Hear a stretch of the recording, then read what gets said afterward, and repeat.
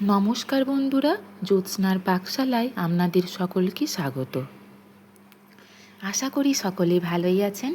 আজ আমি আপনাদেরকে দেখাবো আমের পোয়া পিঠে বা ভাজা পিঠের রেসিপি। আমের পোয়া পিঠে বা ভাজা পিঠে বানানোর জন্য আমি এখানে একটা বড় বোল নিয়ে নিয়েছি। তার মধ্যে 2 কাপ পরিমাণ ময়দা দিয়ে দেব।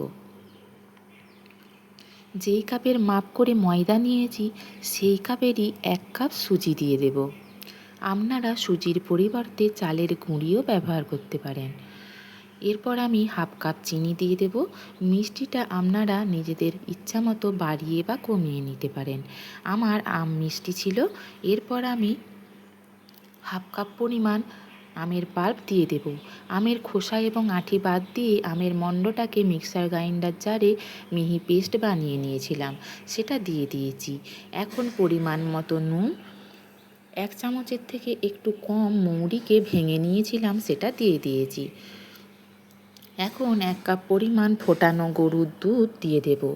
দিয়ে একটা হ্যান্ড ব্লেন্ডারের সাহায্যে 8 থেকে 10 মিনিট ধরে সমস্ত উপকরণগুলিকে খুব ভালোভাবে মিশিয়ে নেব। এখানে আমি 2 কাপ ময়দা এবং 1 কাপ সুজির জন্য 2 কাপ ফোটানো গরুর দুধ ব্যবহার করেছি। আপনারা মিল্ক পাউডারকে জলের সাথে গুলেও ব্যবহার করতে পারেন। আমার এই রেসিপি দেখে আপনারা বাড়িতে অবশ্যই একবার আম শেষ হয়ে যাবার আগে আমের পোয়া পিঠে বানিয়ে খাবেন। এটা খেতে জাস্ট অসাধারণ হয়। যদি আপনাদের ভালো লেগে থাকে তাহলে আমাকে লাইক, কমেন্ট, শেয়ার করবেন। নিত্য নতুন রেসিপি পেতে আমার চ্যানেলটি সাবস্ক্রাইব করার অনুরোধ জানালাম। পাশে থাকা বেল আইকনটি অবশ্যই প্রেস করবেন যাতে নিত্য নতুন রেসিপিগুলি আপনাদের সকলের কাছে সবার আগে পৌঁছে যায়। আমি 1 কাপ দুধ দেওয়ার পরে আবারও কিছুটা দুধ দিয়ে দিয়েছি এবং খুব ভালোভাবে মিশিয়ে নিয়েছি। 10 মিনিটের জন্য এখন আমি রেস্টে রেখে দেব।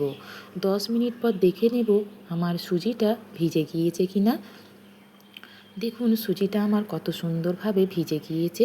এখন বাকি যে দুধটা ছিল সেটা অল্প অল্প করে দিয়ে হ্যান্ড ব্লেন্ডারের সাহায্যে খুব ভালোভাবে মিশিয়ে নেব। সমস্ত উপকরণগুলিকে এই ব্যাটারে আমি 10 থেকে 15 মিনিট ধরে ফেটিয়ে নিয়েছি।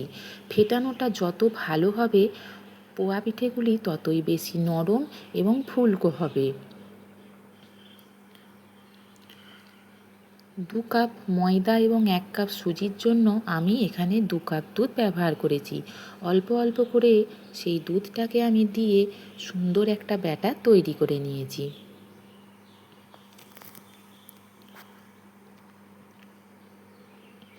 এখন এই দুধটাকেও খুব ভালোভাবে ব্যাটারের সাথে মিশিয়ে নেব। আমার ব্যাটার একদম তৈরি। এখন একটা হাতার সাহায্যে আরও 2 মিনিট ব্যাটারটিকে খুব ভালোভাবে ফেটিয়ে নেব। এই সময় আমি গ্যাসের মধ্যে একটা ছোট কড়াই বসিয়ে পরিমাণ মতো সাদা তেল দিয়ে দিয়েছি এবং তেলটাকে খুব সুন্দরভাবে মিডিয়াম হিটে গরম করে নিয়েছি। তেলটাকে খুব ভালোভাবে গরম করে নিতে হবে। তেল খুব ভালো গরম না হলে সেক্ষেত্রে পোয়া পিঠেগুলি ঠিকঠাক নাও হতে পারে। এখন আমি 1 হাতা ব্যাটার নিয়ে তেলের মধ্যে দিয়ে দিয়েছি। গ্যাসের ফ্লেম মিডিয়াম টু হাই রেখে সমস্ত পোয়া পিঠেগুলিকে এক এক করে ভেজে নেব। দেখুন আমার পিঠেটি কত সুন্দরভাবে নিজে নিজেই ফুলে উঠেছে। ফেটানোটা যত ভালো হবে পোয়া পিঠেগুলি ততই সুন্দর হবে। আমার পোয়া পিঠেটি খুব সুন্দরভাবে ভাজা হয়ে গিয়েছে। এখন আমি একটা প্লেটে তুলে রাখব এবং আরও 1 হাতা ব্যাটার দিয়ে দেব।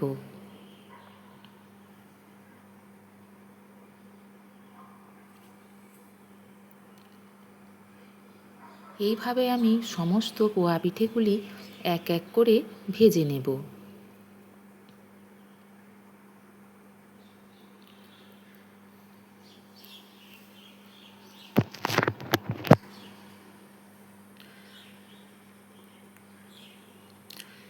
দেখুন ব্যাটারটা আমি কত সুন্দরভাবে সময় ধরে ফেটিয়েছিলাম বলে পোয়া পিঠেগুলি খুব সুন্দর হয়েছে। এখন একটি প্লেটে পোয়া পিঠেগুলি সার্ভ করব।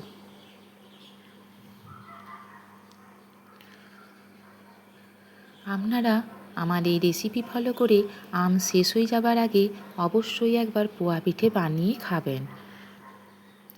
সন্ধ্যাবেলা টিফিন হিসাবে এই পোয়া পিঠে অসাধারণ লাগে।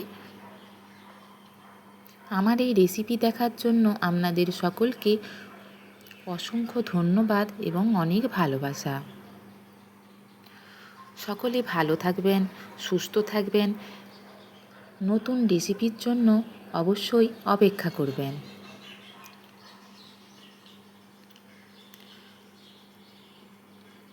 দেখুন আমার পোয়া পিঠেগুলি একদম তৈরি। নমস্কার।